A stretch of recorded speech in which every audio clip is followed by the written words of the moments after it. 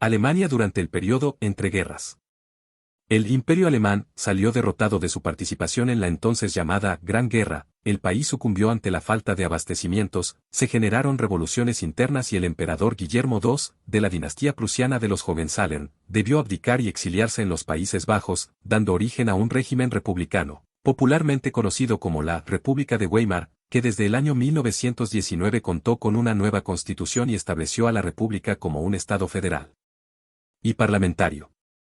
Las condiciones impuestas contra los alemanes en el Tratado de Versalles fueron draconianas. Alemania debía pagar a los vencedores la extraordinaria suma de 31.500 millones de dólares en cuotas, mientras internamente sufría de desempleo, inflación, escasez e inestabilidad política. Grupos de extrema derecha, conocidos como Freikorps, luchaban contra los marxistas en las calles, mientras que los sindicatos socialistas controlaban ciudades tales como Hamburgo, Bremen, Leipzig y Berlín, de manera que muchos temían que Alemania siguiera los pasos de la Unión Soviética, URSS, y el comunismo. A nivel interno, diversos grupos buscaron hacer valer sus intereses y erigirse con el poder. Un político socialdemócrata llamado Federico Ebert fue elegido presidente de la República, pero contó con la oposición de los llamados espartaquistas, que eran obreros armados y radicalizados, además del levantamiento de un ejército rojo en la región industrial del Ruhr, y de la derecha monárquica, que estaba descontenta con el establecimiento de un sistema republicano. Entre otros grupos de interés se levantó el Partido Nacional Socialista Obrero, que mezclaba un fuerte nacionalismo con antisemitismo, además de un rechazo a las condiciones de paz pactadas en Versalles y una profunda crítica de los grandes propietarios agrícolas y de los capitalistas alemanes. El continuo rechazo de la concesión de créditos a nivel internacional para hacerse cargo de los interminables gastos estatales estaba profundizando la crisis económica del país, lo que profundizaba la agitación política y estaba favoreciendo el levantamiento de movimientos separatistas en estados tales como Baviera y Sajonia. Durante 4 años cundió la violencia, la represión y numerosos golpes de Estado, mientras el país estaba radicalizado y las fuerzas de extrema derecha se oponían a las fuerzas de extrema izquierda, de manera que el gobierno de corte socialdemócrata no tenía realmente un control sobre de la situación.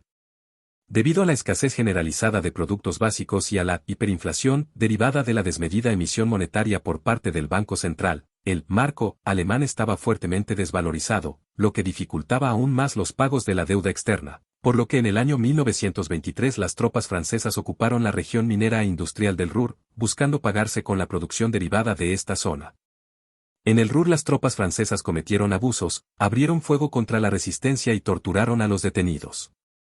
Bajo ese contexto, un economista llamado Hjalmar Schacht fue ascendido al máximo cargo del Banco Central alemán y obtuvo plenos poderes para tratar de estabilizar el valor de la moneda, la que estaría respaldada por el valor de la tierra y las explotaciones agrícolas, ya que no había oro disponible para respaldar la moneda.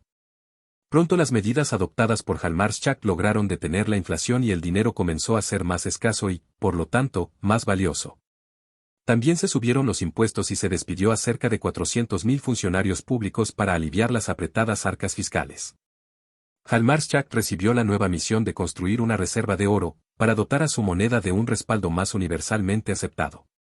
Prontamente, Schacht obtuvo un préstamo de 25 millones de dólares provenientes del Banco de Inglaterra, lo que significó la restauración del crédito para Alemania y su retorno al circuito de los mercados financieros internacionales. En el año 1924 se formó el Comité d'Ost, que determinó la necesidad de entregar un nuevo préstamo para Alemania, por el equivalente a 800 millones de marcos respaldados en oro, los que serían colocados en el mercado internacional bajo el control de un consejo compuesto por 14 personas, tanto alemanes como extranjeros. Muchas de las grandes empresas estadounidenses, que estaban experimentando un importante auge de postguerra, creyeron en estas medidas e invirtieron en Alemania. Con todo, el país continuaba sufriendo la escasez y la falta de combustible, de manera que millones de personas cayeron en la indigencia, lo que llevó a privilegiar una mirada focalizada en el crecimiento. En el año 1925 salió elegido presidente un candidato derechista y veterano de la guerra llamado Paul von Hindenburg, que era apoyado por los grandes empresarios alemanes. Grandes flujos de capital comenzaron a fluir desde los Estados Unidos hacia Alemania tras la elección de Hindenburg, de manera que se establecieron sólidos vínculos entre banqueros, industriales y hombres de negocios de ambos países.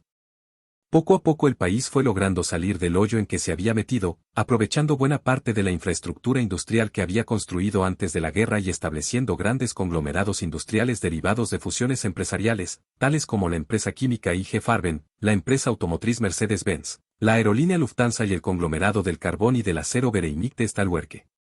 Poco a poco fue decayendo el desempleo y aumentando el crecimiento económico, a medida que aumentaba rápidamente la producción industrial, lo que hacía aumentar también los sueldos de los trabajadores.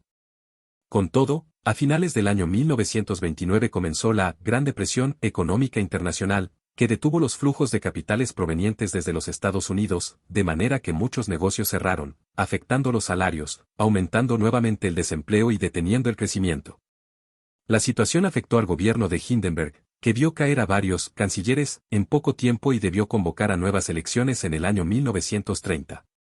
Capitalizando extraordinariamente el descontento generalizado, el Partido Nacionalsocialista Obrero Alemán, nazi, resultó ser uno de los más votados, mientras que el Partido Comunista también aumentó fuertemente su apoyo, de manera que los extremos alcanzaron una gran influencia en el Parlamento alemán, perdiendo apoyo los partidos moderados. Basado en un discurso de orden, trabajo y oposición a las indemnizaciones pactadas en Versalles, el Partido Nacionalsocialista Obrero Alemán, nazi, fue encontrando apoyo entre varios grandes industriales alemanes, tales como la siderúrgica Thyssen, además de algunos bancos, tales como el Dresdner y el Deutsche Bank, y de empresas de seguros tales como Allianz. En medio de un escenario político extremadamente atomizado y crecientemente polarizado, donde se multiplicaban rumores de golpes de Estado, y se armaban y desarmaban alianzas entre las distintas facciones políticas, el aumento del apoyo al partido nazi fue aumentando, obteniendo una mayoría en las elecciones parlamentarias regionales prusianas en el año 1932, convirtiéndose en el principal partido del Parlamento alemán ese mismo año, y obteniendo la designación de su líder, un austríaco recientemente nacionalizado alemán y veterano de la Gran Guerra, llamado Adolfo Hitler, en el importante cargo de canciller alemán en el año 1933. Pronto, Hitler obtuvo amplios poderes de parte del Parlamento para ejercer su gobierno, aunque aún necesitaba del apoyo del presidente Hindenburg para gobernar, y su partido nacionalsocialista, que combinaba una extraña mezcla de elementos de extrema derecha con elementos de la extrema izquierda, aún despertaba la suspicacia y el recelo de amplios sectores de la población, y no contaba con los 2/3 necesarios en el Parlamento para modificar la Constitución. Luego Hitler convenció a los miembros de su gabinete, muchos de los cuales eran contrarios a su programa, de la necesidad de convocar a nuevas elecciones parlamentarias. En esta ocasión, Hitler contaba con todo el aparataje estatal para promover sus ideas y atacar a las ideas de los bandos adversarios, persiguió medios de prensa, allanó sedes de partidos opositores, montó escenas de intentos conspiradores. Pero las elecciones federales del año 1933 tampoco le entregaron la mayoría de 2/3 que necesitaba para modificar la Constitución y ejecutar su programa de gobierno. Un feroz incendio en el Parlamento alemán, del cual culparon a los comunistas, le permitió a Hitler apartar a los diputados comunistas de sus funciones, quedando solo los socialdemócratas como opositores a los planes de los nacionalsocialistas, los que lograron obtener que el reducido Parlamento le entregue sus funciones legislativas al canciller, por un periodo de 4 años, quedando solo algunas funciones del presidente para oponerse al todopoderoso líder nazi. La muerte del anciano presidente Hindenburg terminó por sellar la suerte de la nación alemana, obteniendo Hitler el cargo de presidente, investido de plenos poderes, para modificar la constitución y ejercer su gobierno. Hitler centralizó el poder en su persona y gobernó sin oposición a través de decretos ejerciendo un gobierno totalitario.